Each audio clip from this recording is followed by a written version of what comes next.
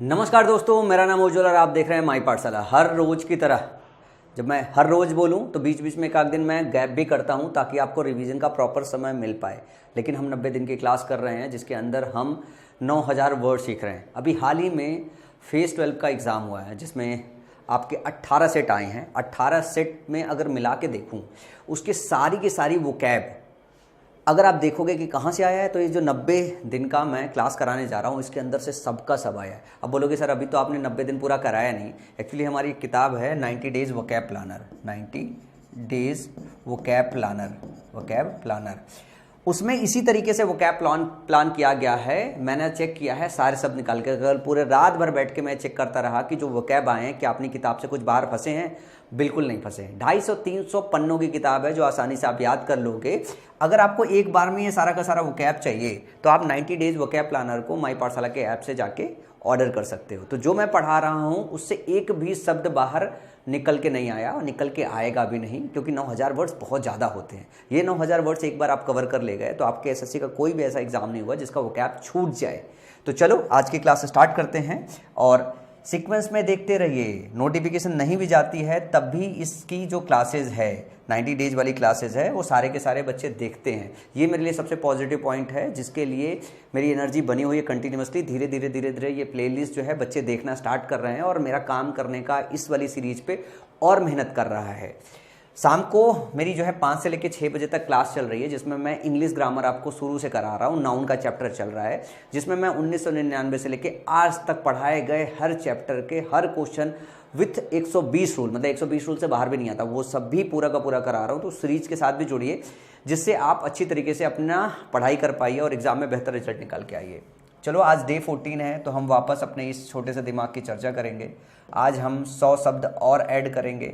1300 शब्द पहले अपने इस दिमाग में डाल चुके हैं और ये हमारे जो भूलने वाला जो ब्लॉक है वो और बड़ा हो रहा होगा। तो तकरीबन मैं मान के चल रहा हूँ 500 शब्द ऐसे होंगे और इस 500 शब्दों का डिस्ट्रीब्यूशन ऐसा होगा कि 300 आपको, मतलब आपने पढ़ रखा होगा, आपको याद भी हो रहा होगा, आपको भूल भी रहा होगा, ये दोनों बात हो रही होगी। और बचे हुए 200 शब्द ऐसे होंगे जो आपको भूल रहा होगा, मतलब याद करने में बहुत मुश्किल हो रहा होगा। तो इसको स्टार मार्क कीजिए, इसको डबल स्टार मार्क कीजिए और एक अलग, जैसा कि मैंने बताया था, डायरी बनाइए।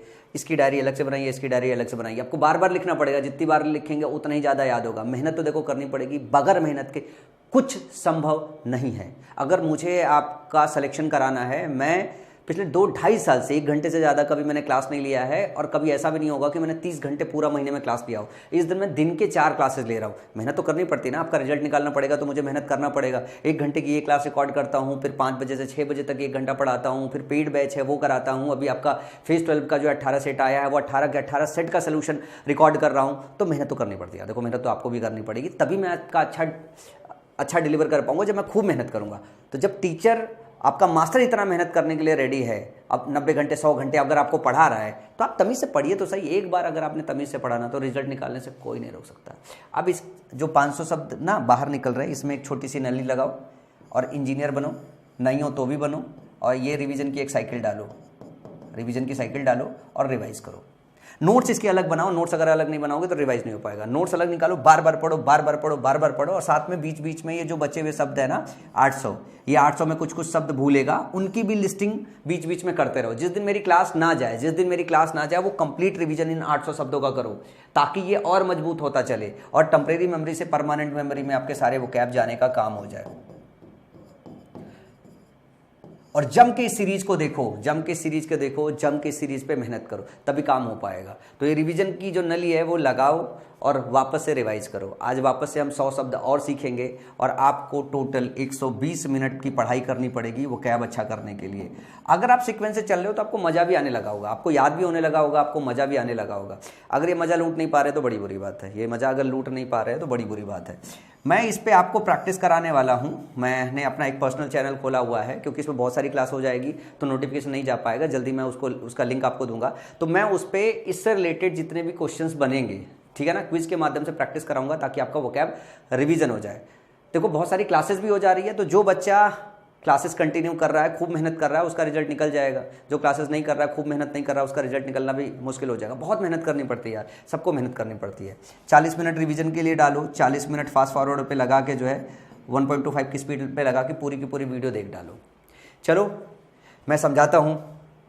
आज का सबसे पहला सेक्शन है हमारा वन वर्ड सब्स्टिट्यूशन, जैसा कि डेली होता है। अगर मैं बात करूँ टेम्परेरी, ये सब दोबारा रिपीट हो गया है। टेम्परेरी का मतलब अस्थायी होता है। स्टेटमेंट कैसे आएगा? Lasting only for a short while, जो थोड़े समय के लिए रहे। लास्ट करने का मतलब ठहरना, lasting only for a short time, जो थोड़े समय के लिए ठहरे, उसको क्या बोलते हैं? उसको टेम्परेरी बोलते हैं। ये एक ऐसा शब्द है जो हर बच्चे को पता होगा। जिसको नहीं पता है वो दुर्भाग्य है, उसका बचपन बहुत ख़राब गुजरा हुआ है, उसने ज़िंदगी में पढ़ाई नहीं की है। ऐसा नहीं कहूँगा कि उसकी सिचुएशन ख़राब है, किसकी सिचुएशन कितनी भी ख़राब हो, ये शब्द अगर उसको नहीं पता है तो ज़िंदगी में उसने बहुत घोर लापरवाही की है। टेम्परेरी का मतलब होता है अस्थाई, जो बहुत थोड़े समय के लिए रहे। इसके बाद एक और शब्द आता है द रेंज और limits of the influence of something. Ambit का मतलब सीमा होता है, लेकिन किस तरीके की सीमा है वो भी देखिए। द रेंज और limits of influence of something, मतलब उस चीज की सीमा जिससे, जैसे मान लो कोई किसी को इन्फ्लुएंस करता है, तो इन्फ्लुएंस करने की सीमा को एम्बिट बोलते हैं। इन्फ्लुएंस करने की सीमा को एम्बिट बोलते हैं। याद रखोगे क्या? इन्फ्लुएंस करने की सीमा को एम्बिट बोलते हैं। सीमा एक वो भी होता है जो बॉर्डर जिसको बोलते हैं। बॉर्डर होता है ना, जो दो देशों के बीच में ऐसे खड़ा रहता है।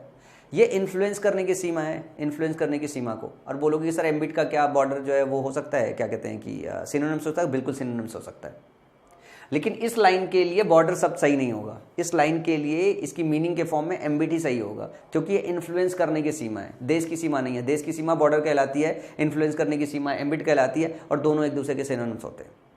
समझ में आई बात? अगला शब्द हर्बीवोरस वो होते हैं जो शाकाहारी होते हैं। अब हम हर्बीवोरस की बात कर रहे हैं, शाकाहारी की बात कर रहे हैं, तो बोलोगे सर वेजिटेरियन क्या होते हैं? वेजिटेरियन में तो शाकाहारी होते हैं। बात हो रही है यहाँ पे ह्यूमन बीइंग की नहीं, एनिमल्स की। Animal that feeds on plants, वो एनिमल जो प्लांट्स पे डिपेंडेंट होते हैं, उनको क्या बोलते हैं? हर्बीवोरस बोलते हैं। ध्यान रखिएगा, शाकाहारी इसकी हिंदी मीनिंग आएगी, ये प्लांट्स के टर्म में शाकाहारी है। अब बोलोगे प्लांट्स का मांस से खाने लगे। कुछ प्लांट्स होते हैं कीड़े मकोड़े खा जाते हैं, कुछ प्लांट्स ऐसे होते हैं जो कीड़े मकोड़े खा जाते हैं। तो बात हो रही है, सॉरी, प्लांट्स भी खा जाते हैं। एनिमल तो मान लो है, एनिमल शेर हो गया, वो आपका दूसरे जानवर मार के खा जाते हैं। मांसाहारी शाकाहारी दोनों होते हैं। तो बात हो रही है ऐसे एनिमल जो प्लांट्स पे डिपेंड कर रहे हैं। और जो प्लांट्स होते हैं हमारे ना, कई सारे आपने अगर देखा होगा डिस्कवरी चैनल पे, तो कुछ प्लांट्स होते हैं उनका ऐसे खुला रहता है, इसके अंदर कीड़े आते हैं, वो इसको दबा के काट के मिसल के चूस जाते हैं। तो प्लांट्स भी कुछ कीड़े मकोड़े खाते हैं। तो यहाँ पे डिस्कशन किसका हो रहा है? एनिमल्स का डिस्कशन हो रहा है कि एनिमल्स वो जो प्लांट्स पे डिपेंड करते हैं उसको क्या बोलते हैं? हर्बीवोरस बोलते हैं। अगला है a designated section of seats in any part of theatre. एक ऐसा जो डेजिग्नेटेड सेक्शन हो सीट्स का किसी थिएटर में, मतलब पूरा थिएटर ऐसे बनाओ, इसके अंदर एक अलग से सेक्शन बनाओ, उसको क्या बोलते हैं? उसको एम्पी थिएटर बोलते हैं। एम्पी थिएटर बोलते हैं। मर्डर ऑफ ए मैन, आदमी की हत्या को क्या बोलते हैं? मर्डर ऑफ ए मैन, आदमी की हत्या को क्या बोलते हैं? होमिसाइड बोलते हैं। अच्छा, ये होमिसाइड शब्द मुझे तब पता चला था, डेक्स्टर एक सीरीज थी, डेक्स्टर, नर हत्या बोलते हैं इसको, डेक्स्टर। इसके 10 सीजन है, 10 सीजन है। बहुत लाजवाब सीरीज था। जब मैं तैयारी कर रहा था तब मैंने डेक्स्टर पूरा देखा था, 10 सीजन, और एक सीजन में 8-10 एपिसोड होगा, मतलब 100 घंटे के आसपास का ये सीजन होगा। मुझे बहुत मजा आया था यार। देखना कभी आपको समय मिले तो। और ये जब मैं सीजन देख रहा था तो सीजन देखने का बेसिक पर्पज मुझे इंग्लिश सीखना था, मैं सब टाइटल के साथ देखता था।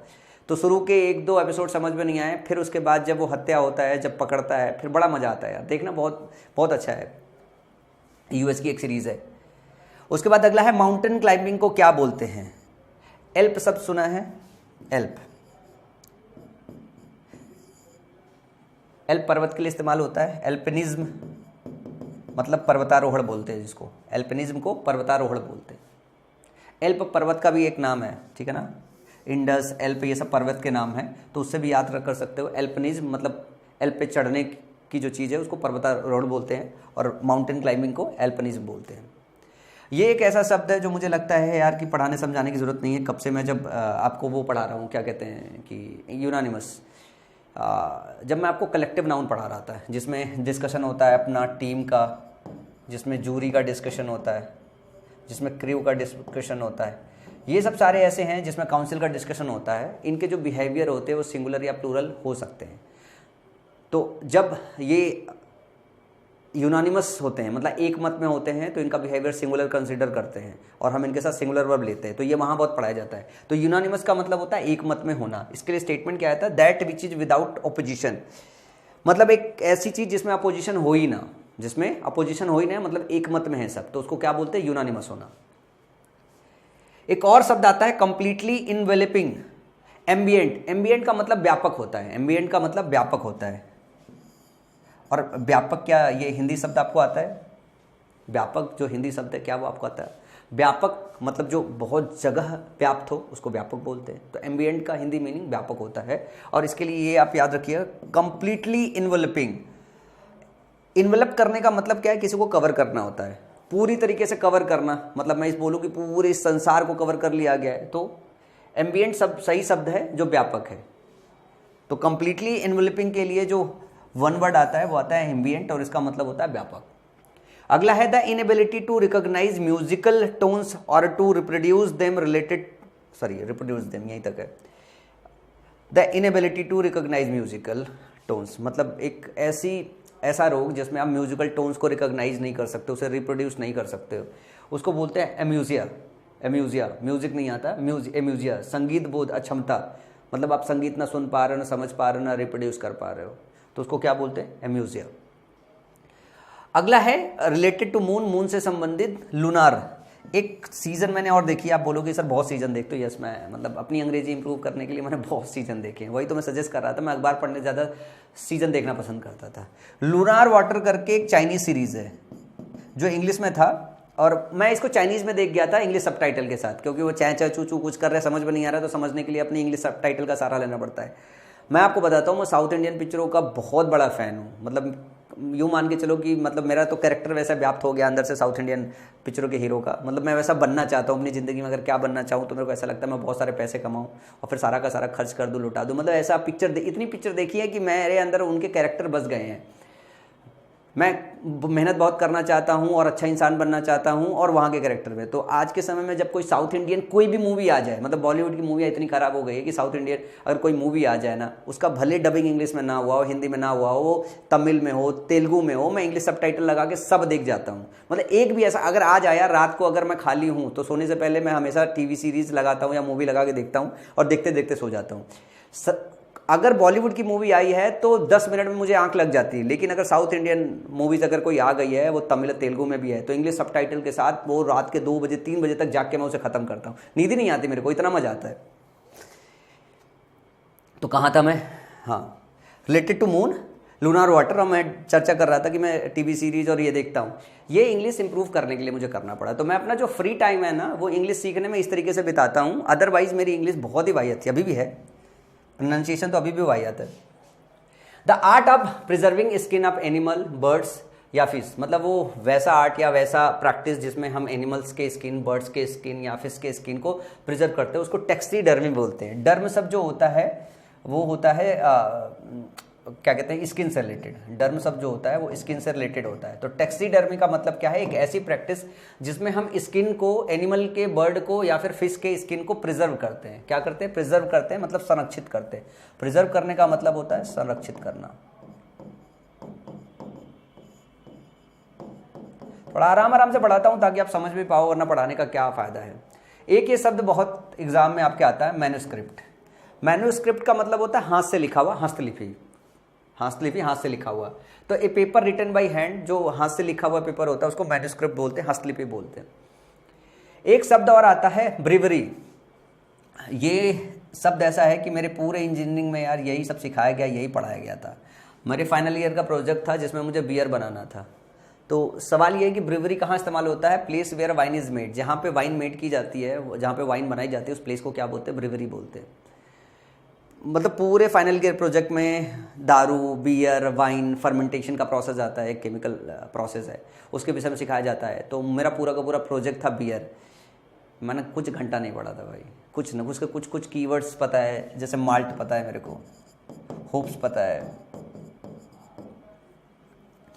तो ये कुछ कुछ कीवर्ड्स ही बस मेरे को याद रह गए, ताकि इंटरव्यू के समय अपन वाइबा होता है जब ना, वाइबा के समय अपन कुछ बोल पाए जो है फाइनली। लेकिन भाई साहब बहुत लताड़ा गया था, क्योंकि एचबीटीआई अपना खुद का कॉलेज था, अपना खुद का एग्जाम लेता था, तो वो नंबर्स दे देते थे। जैसे बचपन में इंटरमीडिएट का कॉलेज होता है, गवर्नमेंट कॉलेज होता है जिसमें नंबर दे देते हैं, वैसे हमारा एचबीटीआई भी ऐसे है कि इंटरनल जो मार्क्स होते हैं वो कॉलेज अपने आप में ही दे देता है, वरना मेरे को तो सब फेल कर देते यार, 5% भी नहीं मिलता मेरे को नंबर। मैं इतना लापरवाह था अपने बीटेक के दौरान। अगला है a cordial disposition. Cordial disposition, cordial का मतलब सहज, सरल। अपने आप में ये सारे शब्द ही डिफिकल्ट है, सहज या फिर सरल। और मैं आपसे पूछूं डिस्पोजिशन का क्या मतलब होता है, तो मैं खुद गूगल करके आया हूं इसको। इस डिस्पोजिशन का मतलब स्वभाव होता है। अब देखो आपको समझ में आ जाएगा इसकी मीनिंग। इस सहज सरल स्वभाव को क्या बोलते हैं? एमिटी बोलते हैं, मेलजोल। किसी के साथ सहज सरल स्वभाव मतलब आप मेलजोल मिला रहे हो, तो इसके लिए जो वन वर्ड आता है वो आता है एमिटी। एमिटी का मतलब होता है कॉर्डियल डिस्पोजिशन या मेल मिलाप या सहज तरीके से बातचीत, ठीक है ना। तो मेलजोल अमिटी का मतलब होता है AMIT, भाई अमिटी। अगला है something kept as reminder of an event. कुछ ऐसी चीज जो आप अपने घर पे रखते हो किसी इवेंट के रिमाइंडर के फॉर्म में, उसको बोलते हैं सुवेनियर। सुवेनियर, ध्यान रखिएगा, इसी का प्रोनाउंसिएशन मेरे को सही से याद है, शुरुआत में बिल्कुल नहीं। सुवेनियर बोलते हैं इसको, और स्पेलिंग कैसे याद करोगे? SOUVENIR। अब इसकी स्पेलिंग बहुत आती है आप, तो आप इसको ऐसे याद रखो, SOU पहले याद रख लो, NIR बाद में रख लो। NIR याद रख जाएगा, SOU याद में जाएगा, VE बीच में जोड़ दो, VE बीच में जोड़ दो। इस तरीके से याद करोगे तब स्पेलिंग याद कर पाओगे, वरना इसकी स्पेलिंग बहुत बार गलत होती है। हिंदी भाषी बच्चों से तो बहुत गलत होगी। तो फिर से रटवाता हूँ, रट लो, SOUNIR और VE, सुवेनियर। सुवीनियर कैसे पढ़ेंगे? सुवीनियर, याद हो गया। सू का SOU, सू को ऐसे पढ़ लो, SOUVE नियर, सुवेनियर। समझ में आया? आई थिंक याद हो गया वो सुवेनियर। अगला यह है कि scale used for measuring the strength of an earthquake. ये जो रिक्टर स्केल बोलते हैं, इससे हम अर्थक्वेक नापते हैं कि किस स्केल पे जो है अर्थक्वेक हो रहा है। तो अर्थक्वेक नापने का जो स्केल होता है, जो मापन इकाई होती है, उसको रिक्टर बोलते हैं।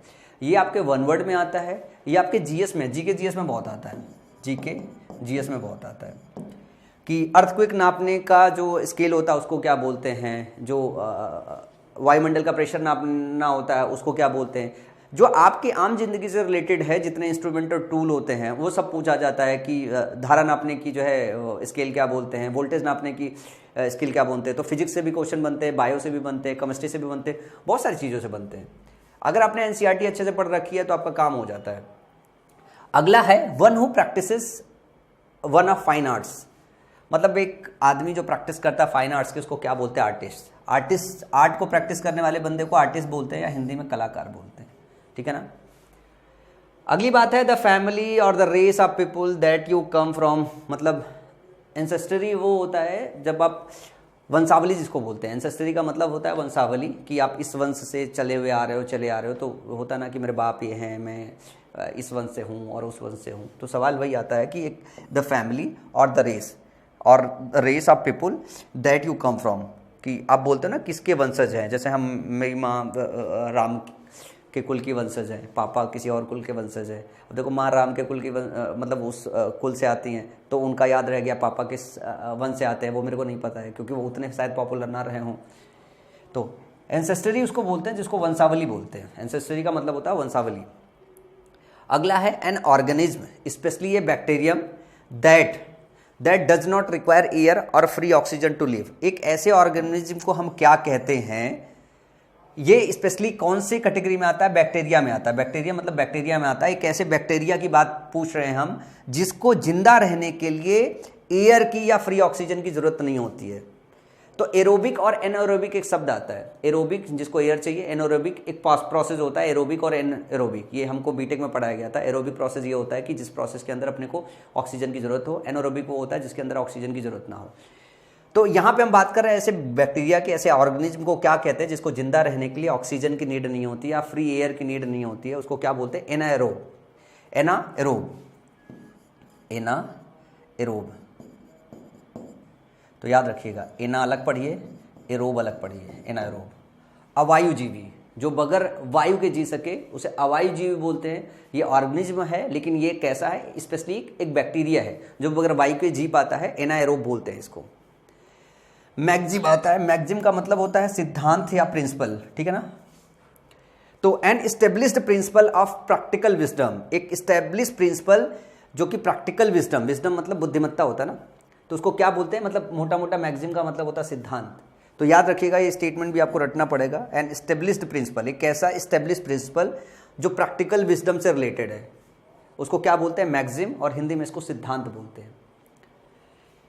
स्टार मार्क लगा लेना, भूलोगे बहुत, स्टेटमेंट भूलोगे, मैक्सिम का मतलब सिद्धांत ये नहीं भूलोगे। देखो वन वर्ड में क्या होता है, कई बार आपको मतलब ऐसे शब्द मिलते हैं जिसकी हिंदी याद करो तो याद रह जाती है, लेकिन कई बार ऐसा स्टेटमेंट ही आ जाता है जिनके स्टेटमेंट भी आपको याद रखने पड़ जाते हैं कि एक ऐसे एस्टेब्लिश प्रिंसिपल की बात कर रहे हैं। ये प्रिंसिपल की वर्ड से समझ पाओगे कि नहीं, आपको मैक्सिम की बात करनी है, इसका सिनोनिम्स भी होगा, ठीक है ना।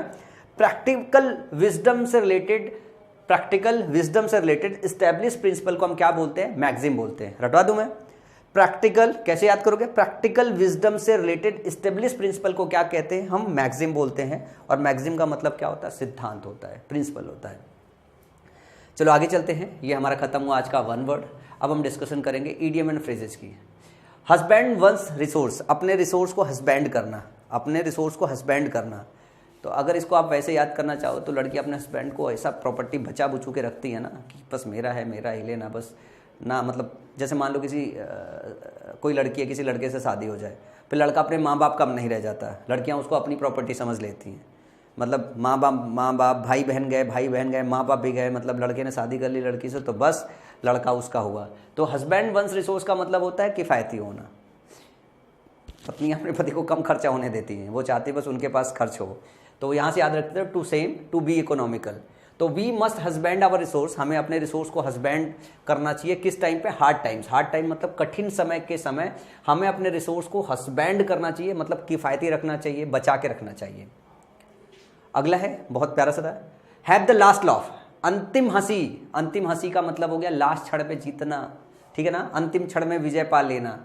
ये एग्जाम्पल T20 वर्ल्ड कप 2024, आपको याद है ये वाला मैच, यार भाई मैंने क्या देखा है, 30 पे 30 आइडली हम लोग क्या सोचते हैं कि 30 पे 30 अपन हार जाएंगे ना, लेकिन 6 विकेट साउथ अफ्रीका के पास था।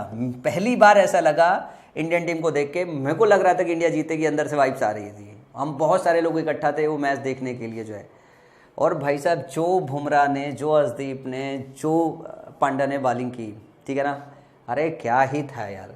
तो वहां आप इस्तेमाल कर सकते हैं have the last laugh. India to be victorious at the end of an argument, hopefully one day soon they will have the last laugh. उम्मीदतन एक दिन वो लास्ट लाफ में होंगे, मतलब वो विजयी हो जाएंगे अंतिम क्षणों पे। ये अलग अलग जगह पे आप इस्तेमाल कर सकते हो। हैव द लास्ट लाफ का मतलब होता है कि अंत में आपको विजय मिल जाना। The best of both words, the best of both word मतलब एक ही समय में दो आनंद ले रहे हो। The best of both words का मतलब हो गया एक ही समय में दो आनंद ले रहे हो। The benefits widely differing situation enjoyed at the same time, एक समय पे दो डिफरेंट सिचुएशन में आपको बेनिफिट हो रहा हो। Her living room provides the best of both words with an office at one end and comfortable sofas at the other end. उसका जो लिविंग रूम है वो क्या करता है, वो उसके दो दुनिया के दर्शन कराता है। The best of both words with an office at one and, एक एंड पे उसने अपना ऑफिस बना रखा है और दूसरी तरफ कंफर्टेबल सोफा रख रखा है ताकि वो आराम से सो सके, ठीक है। तो लिविंग रूम को उसने इस तरीके से बना रखा है कि वो ऑफिस का भी मजा ले पा रहा है और घर का भी मजा ले पा रहा है सेम टाइम पे। तो ये इस्तेमाल होता है the best of both words की एक सेम टाइम पे आप दो डिफरेंट सिचुएशंस का लुत्फ उठा रहे हो, मजा उठा रहे हो। अगला है द ब्लेज एट ट्रायल, ठीक है ना, sorry to blaze a trail, किसी कार्य में अग्रदूत होना। टू ब्लेज ए ट्रायल तो किसी कार्य में अग्रदूत होना। To lead the way as a pioneer, American scientist blazed a trail for preventing corona virus in 2020 में कोरोना वायरस को खत्म करने में जो अमेरिकन साइंटिस्ट थे उन्होंने ब्लेज द ट्रेल किया, मतलब वो अग्रणी रहे थे। तो ब्लेज द ट्रेल होने का मतलब अग्रणी रहना, ब्लेज द ट्रेल का मतलब ऐसे याद रख लो, अग्रणी होना, अग्रणी होना, अग्रदूत होना, अग्रणी होना, समझ में आया। अगला है to beat a retreat. To beat a retreat का मतलब होता है हड़बड़ाकर भाग जाना। To run away in fear, when we saw the police arriving we beat a hasty retreat. जब हमने पुलिस को देखा आते हुए, हम क्या हुए, बीट ए हास्टी रिट्रीट हो गए, हम हड़बड़ाकर भाग गए। टू बीट ए रिट्रीट का मतलब होता है हड़बड़ाकर भागना। हिंदी याद रखना, याद रहेगा, हड़बड़ाकर भागना। आज मैंने एक सेट कराया था, उसमें आया था look down upon, look down upon, ये फ्रेज आया था लुक डाउन अपॉन। जब आप पढ़ोगे इसी सीरीज में लुक डाउन अपॉन मिलेगा, इसका मतलब होता है किसी को डिस्पाइज करना। लुक डाउन अपॉन का मतलब होता है तिरस्कार करना, ये आज के दिन आया था, तिरस्कार करना। डिस्पाइज समवन, डिस्पाइज समवन, इसका ऑप्शन दिया हुआ था। किसी को घृणा कर, डिस्पाइज का मतलब किसी को घृणा की नज़र से देखना। तो लुक डाउन अपॉन का मतलब होता है किसी का तिरस्कार करना, किसी को घृणा की नज़र से देखना। ये आज जो सेट कराया है मैंने, उसमें आया हुआ था, जो है कल ही आया है इसकी आंसर की। अगला है to steer clear of. To steer clear of का मतलब होता है टालना, अवॉइड करना। स्टीयर क्लियर ऑफ का मतलब होता है टालना या अवॉइड करना। They warn their children to steer clear of drugs. उन्होंने अपने बच्चों को वार्निंग दिया कि वो स्टीयर क्लियर ऑफ रहे, किसके साथ, ड्रग के साथ, मतलब ड्रग को अवॉइड करें। To get one's own back, to get one's revenge. To get one's own back का मतलब होता है बदला लेना। ध्यान रखिए, I will get my own back on her one day, मैं अपना ओन बैक लूंगा उससे एक दिन, मतलब उससे बदला लूंगा। टू रन अक्रॉस का मतलब होता है मीट बाई चांस, अचानक मुलाकात होना। I run across my old friend Manu in Ambala last week. Last week मैं मनु से मिला, मेनू नहीं मनु से मिला, जो कि मेरा पुराना दोस्त था। तो रन अक्रॉस का मतलब होता है अचानक मुलाकात होना, अचानक मुलाकात होना। ये बहुत आपके एग्जाम में हुआ है, run across. A dark horse बहुत आपके एग्जाम में आता है, ये करीब 200 बार पूछा गया होगा। डार्क हॉर्स का मतलब होता है अनएक्सपेक्टेड विनर, अनएक्सपेक्टेड विनर, जो जिसका पता ना हो कि ये बंदा जीते और एक बैग से पता चला जीत गया। जैसे अफगानिस्तान, जब इसके पहले लास्ट वनडे वर्ल्ड कप हो रहा था, तो अफगानिस्तान उसमें बहुत अच्छा खेल रही थी, तो एक तरीके से उस वर्ल्ड कप के लिए डार्क हॉर्स थी, सडन आया। इस बार यूएसए ने जैसा सुपर 8 में खेला, उससे पहले सुपर 8 में पहुंचने के लिए खेला, वो एक तरीके से डार्क हॉर्स थी। तो Korea is considered a dark horse at the French open this year. जैसे कोरिया को ये नहीं गिना जा रहा था कि ये जीत में या पार्टिसिपेट कर सकते हैं या इसके विषय में सोचा जा सकता, लेकिन एक बैग कोरिया उभर के आई डार्क हॉर्स की तरह फ्रेंच ओपन के अंदर। तो अचानक से विजेता बनना, अचानक से विजेता बनना वो होता है डार्क हॉर्स होना। Whole bag of tricks, whole bag of tricks का मतलब होता है क्या, कुछ हासिल करने के लिए सभी संभावनाओं को एक्सप्लोर कर लेना। Make use of all the possibilities और techniques to achieve something. Hotel managers are using a whole new bag of tricks to attract their guest. Hotel जो मैनेजर्स है वो सब तरीके के पहलू और वो सब इस्तेमाल कर रहे हैं ताकि नए गेस्ट को अट्रैक्ट कर सके। तो ये सीधे सीधे इसकी मीनिंग भी निकल के आ जाती है। होल बैग ऑफ ट्रिक्स का मतलब सारे तरीके अपनाना, सारे फंडे अपना लेना।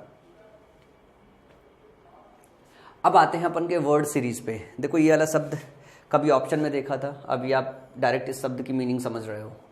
कोर्स का मतलब होता है खुरखुरा। कोर्स का मतलब रफ सरफेस, असभ्य, खुरखुरा, रफ और हार्श इन टेक्सचर, रफ होना।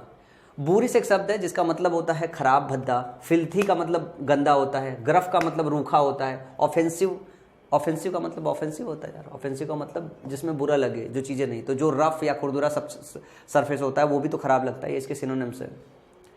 Sophisticated, mature, refined, cultured, polished, ये सब इसके अपोजिट हो जाएंगे। तो बुरिश और कोर्स ये शब्द ऐसा है जिसका मतलब है रफ होना, खुरदुरा होना, ठीक है ना, फिल्दी होना। इम्पोस्ट करने का मतलब होता है कर लगाना, a compulsory payment to the government. Impost जो होता है इसका मतलब टैक्स होता है, ट्रैफिक होता है, कस्टम होता है, ड्यूटी। तो ड्यूटी, कस्टम, ट्रैफिक ये सब क्या है, करी तो है। तो इम्पोस्ट का मतलब भी कर होता है। ये शब्द याद रखिएगा कि कर मतलब इम्पोस्ट होता है, और ये एक कंपल्सरी पेमेंट है जो कि गवर्नमेंट को देना पड़ता है, मतलब टैक्स हो गया। प्रोडिगल है, प्रोडिगल होने का मतलब फिजूल खर्ची होना। प्रोडिगल अगर आप हो तो आप फिजूल खर्च करने वाले बंदे हो। स्पेंडिंग मनी और using resource freely and recklessly. Wasteful होना, रैकलेस होना, स्पेंड थ्रिफ्ट होना, स्क्वांडरर होना। स्क्वांडर करने का मतलब होता है बहुत खर्चीला होना, ठीक है ना। प्रोफिलिगेट करने का मतलब बहुत खर्चीले हो भाई साहब, ठीक है ना। Modest, thrifty, economical. पार्सिमोनियस का मतलब कंजूस होता है, ये एक अलग शब्द है, याद रखिएगा। पार्सिमोनियस का मतलब कंजूस होता है, ये बहुत आपके एग्जाम में आया। पार्सिमोनियस होने का मतलब होता है कंजूस होना। तो ध्यान रखिए कि अगर प्रोडिगल हो तो आप खर्चीले नहीं हो, ठीक है ना। सॉरी प्रोडिगल हो तो आप बहुत फिजूल खर्चा करने वाले हो, लेकिन अगर पार्सिमोनियस हो, माइजर एक शब्द होता है इसका, माइजर का मतलब होता है कंजूस, जो नहीं खर्च करता है। रेसिपिएंट्स मतलब प्राप्त करता, जो करता है, इसका रिसीवर हो जाएगा, जो चीज़ रिसीव कर रहा है। बेनिफिशरीज हो जाएगा, मतलब बेनिफिशरीज वो लोग होते हैं जिनको कोई चीज़ प्राप्त होती है, ठीक है। एंटोनिम में बात करें, डोनर्स या पेट्रोन्स हो सकता है, और रिसिपिएंट का मतलब रिसीवर भी होता है। क्या होता है? रिसीवर या फिर बेनिफिशरीज होता है। तो ये सब रिसीव करने वाले हो गया। पेट्रोन्स जो होते हैं वो दान देने वाले लोग होते हैं, डोनर्स डोनेट करने वाले लोग होते हैं। फोरगो का मतलब होता है छोड़ देना, फोरगो छोड़ देना, जाने देना। फोरगो का मतलब छोड़ देना, जाने देना होता है। अब अगर कोई चीज़ जाड़ दे रहे हो तो स्क्यू कर रहे हो, फोरफीट कर रहे हो। रिलिंक्विश का मतलब क्या होता है? त्याग देना। वेव का मतलब माफ़ कर देना, हटा देना, माफ़ कर देना। प्रिसीड कर देना, माफ़ कर देना, लीव कर देना, ठीक है ना। तो ये सब के सब इसके क्या है? सिनोनिम्स है। फोरगो मतलब त्याग देना, कई बार एग्जाम में आया है। राउट होना मतलब घोर पराजय होना। Defeat and cause to retreat in disorder. Defeat इसका क्या हो जाएगा? सिनोनिम्स हो जाएगा। डिबेकल, डिजास्टर, वैंक्विश, ये सब इसके सिनोनिम्स हो जाएंगे। एक्सल्टेशन, थिरुम्प, रिजॉइसिंग, ये सब इसके क्या है? ये जीतने से रिलेटेड वर्ड है, खुश होने से रिलेटेड है। जीतने से, खुश होने से रिलेटेड वर्ड है, खुश होने से रिलेटेड वर्ड है। फ्रंटियर का मतलब क्या होता है? सीमांत। ए लाइन और बॉर्डर सेपरेटिंग टू कंट्रीज, तो इसको बाउंड्री बोल सकते हो। फ्रंटियर का मतलब बाउंड्री होता है। एज बोल सकते हो, वर्ज बोल सकते हो, परिमीटर बोल सकते हो, इसके सिनोनिम्स के फॉर्म में। नेव का मतलब धूर्त होता है, इसके पहले भी ये शब्द का चर्चा किया था। इसके सिनोनिम्स की बात करें, धूर्त है, फ्रॉड हो, मिसक्रांट हो, रोग हो, स्वेंडलर हो, सावेज हो, मॉस्टर हो, स्क्राउंडर हो, ये सारे के सारे धूर्त से रिलेटेड शब्द हैं। अगला शब्द है फेलिसिटी का मतलब होता है, फेलिसिटी का मतलब होता है परम सुख, परम सुख। फेलिसिटी का मतलब होता है परम सुख। इंटेंस हैप्पीनेस, जिसको ब्लिस बोल सकते हो, परम सुख को ब्लिस भी बोलते हो। तो फेलिसिटी, ब्लिस, ये आपके एग्जाम में आया है सिनोनिम्स में, ब्लिस। कॉन्टेनमेंट एक इसका और सिनोनिम्स हो सकता है। ग्रेटिफिकेशन का मतलब संतुष्टि होती है। यूफोरिया, डिलाइट, जोविलिटी, जोवियल होना, खुशामदीद होना, जोविलिटी, तो ये नेचर हो गया परम सुख। तो खुश रहने से रिलेटेड शब्द हैं felicity, bliss, contentment, gratification, euphoria, delight and the joviality. Antonyms में डिप्रेशन हो गया, डिस्पेयर निराशा हो गया, मेलॉन्चिली हो गया, वो ही हो गया। ये सारे के सारे शब्द इसके एंटोनिम में हो गए। अगला है इररिप्रोचेबल, जिसको रिप्रोच ना किया जा सके, जिसको अप्रोच ना किया जा सके, मतलब वो दोष रहित है। बियॉन्ड क्रिटिसिज्म, जिसको क्रिटिसाइज नहीं कर सकते हो। इररिप्रोचेबल का मतलब फॉल्टलेस, ये एग्जाम में आपके 10-15 दफा आया है सिनोनिम्स में। इररिप्रोचेबल का मतलब है फॉल्टलेस। इम्पिकेबल है, राइटियस है, विर्चुअस है। कोई चीज राइटियस है या विर्चुअस है मतलब सही है, सीधा है। इररिप्रोचेबल है, दोष रहित है। फॉल्टलेस है, इम्पिकेबल है, जिसको इम्प्लीकेट नहीं कर सकते हो। इम्प्लीकेबल है मतलब जिसको इम्प्लीकेट नहीं कर सकते हो, जिसके ऊपर दोष नहीं लगा सकते हो। एंटोनिम में क्या हो जाएगा? जिसपे दोष लगा सकते हो, एक्यूज्ड हो गया, या इंडिक्ट कर सकते हो, इंडिक्टेड, जिसपे दोष लग गया है। आगे वर्बल फ्रेज की बात करें तो आज कम से रिलेटेड एक कम बाई होता है, यहां पे लिखा हुआ है, नहीं लिखा है। कम बाई का मतलब होता है पाना, ये भी याद कर लेना जो है लिखा हुआ है। कम बाई मतलब get by.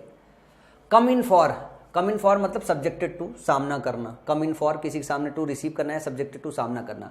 His misdemeanour comes in for harsh criticism, उसका जो मिसडिमिनार मतलब मिसबिहेवियर, मिसडिमिनार का मतलब है गलत बिहेवियर या misbehaviour.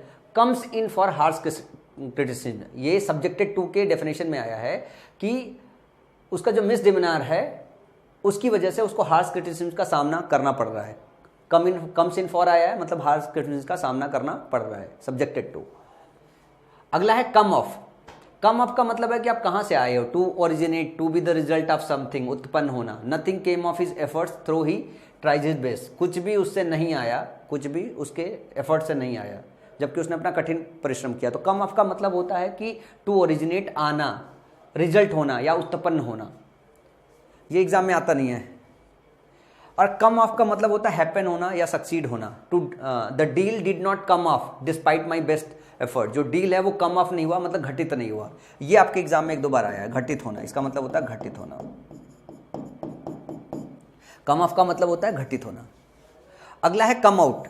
To come into public view, come out का मतलब पब्लिक व्यू में आना, ये बहुत जनरल है, ये भी नहीं आता। The investigation team must come out with the truth as soon as possible, जो इन्वेस्टिगेशन टीम है must come out with the truth, वो सच्चाई के साथ जो है बाहर आएगा। तो कम आउट का मतलब होता है बाहर आना किसी चीज़ का, ये भी एग्जाम में आता नहीं, ये आता है। कम ऑफ का मतलब घटित होना। कम राउंड है to accept someone opinion, come round का मतलब होता है किसी का ओपिनियन मान लेना। He took some time to come round to my side, उसने थोड़ा समय लिया मेरे ओपिनियन मानने में, but now he agrees to my opinion, ठीक है ना। He took some time to come round to my side but now he agrees to my opinion, उसने कुछ समय लिया मेरी साइड में आने में, कम राउंड मतलब किसी के पक्ष में आना, ठीक है ना। और now he agrees my opinion, अब वो मेरे ओपिनियन से एग्री है। तो टू एक्सेप्ट समवन्स ओपिनियन, दूसरे की बात मानकर विचार बदल देना।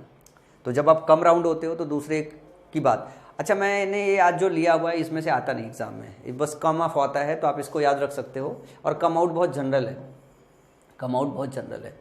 कम बाई का मतलब होता है गेट या पाना, ये एक एग्जाम में आता है। कम बाई का मतलब पाना होता है, गेट होता है।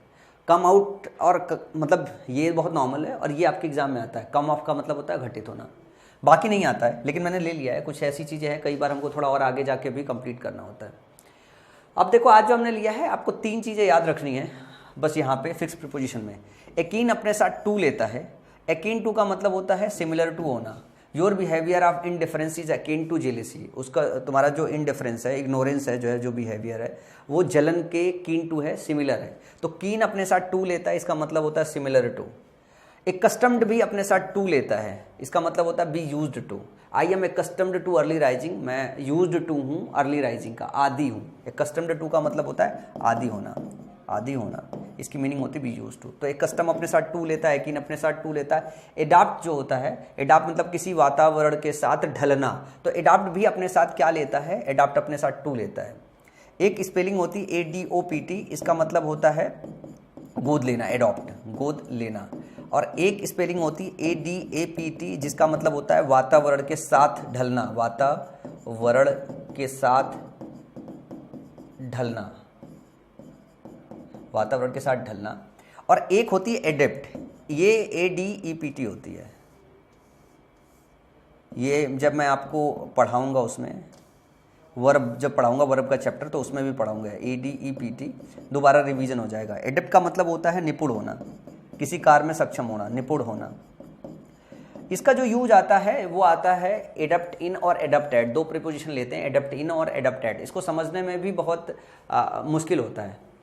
जब आप एडप्ट एट की बात करते हो ना, तो किसी चीज़ को लेके आप उसमें निपुण होते हैं। जैसे my brother is adept at classical music, जो मेरा भाई है वो क्लासिकल म्यूजिक में एडप्ट है। लेकिन जब हम बात करते हैं ना एडप्ट इन का, इसका मतलब proficient in, he is adept in the art of dancing, वो आर्ट ऑफ डांसिंग में एडप्ट इन है।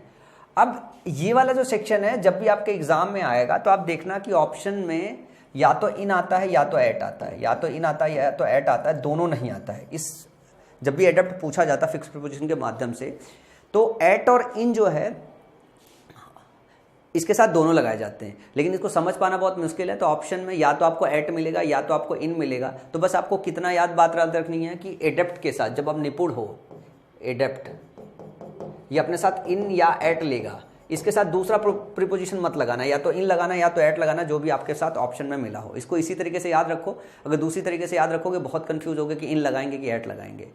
इसका जो डिफरेंस है ना, बहुत माइन्यूट डिफरेंस है, वो डिफरेंस समझ में नहीं आता, आप कितना भी पढ़ लो। तो मैं उसमें आपको और कंफ्यूज नहीं करूंगा, क्योंकि मैंने पेपर एनालाइज किया है। पेपर में या तो इन आता है या तो एट आता है, दोनों ऑप्शन एक साथ नहीं आते। तो दोनों ऑप्शन एक साथ नहीं आते तो यही रटना सबसे बेटर है कि एडप्ट अपने साथ इन और एट दोनों लेता है, और बहुत क्लोज कॉल रहता है। तो ऐसे में इन और एट में जो ऑप्शन दिख जाए वही आप हिट कर देना। इसके बाद आज जो है वो बार्बरिक जो शब्द है, इससे रिलेटेड सारे के सारे वर्ड लिए हैं अलग अलग समय में। बार्बरिक का मतलब होता है असभ्य या क्रूर। ये एक कैरेक्टरिस्टिक है। क्या है? एक कैरेक्टरिस्टिक होता है, क्रूअल एंड अनप्लीजेंट। ये एग्जेक्टिव की तरह काम करता है। नहीं, बार्बरिक मतलब ये एक वो हो गया, आपका कैरेक्टर हो गया। तो अगर कैरेक्टर हो गया तो ये नाउन की तरह भी काम करता है। जैसे एग्जांपल देखो, the way these animals are killed is barbaric. जिस तरीके से ये जानवर किल किए गए हैं वो बर्बरतापूर्ण रहा है। बार्बरिक मतलब बर्बरतापूर्ण। जब हम बार्बरस बोलते हैं तो बार्बरस नेचर हो सकता है, इनह्यूमन नेचर हो सकता है। तो इसके साथ हमें नाउन लेना पड़ेगा, inhuman nature. His murder was an outrageous and बार्बरस act. तो यहाँ पे जब बार्बरस लिए हो तो इसके साथ आपको एक्ट एक नाउन लेना पड़ा है।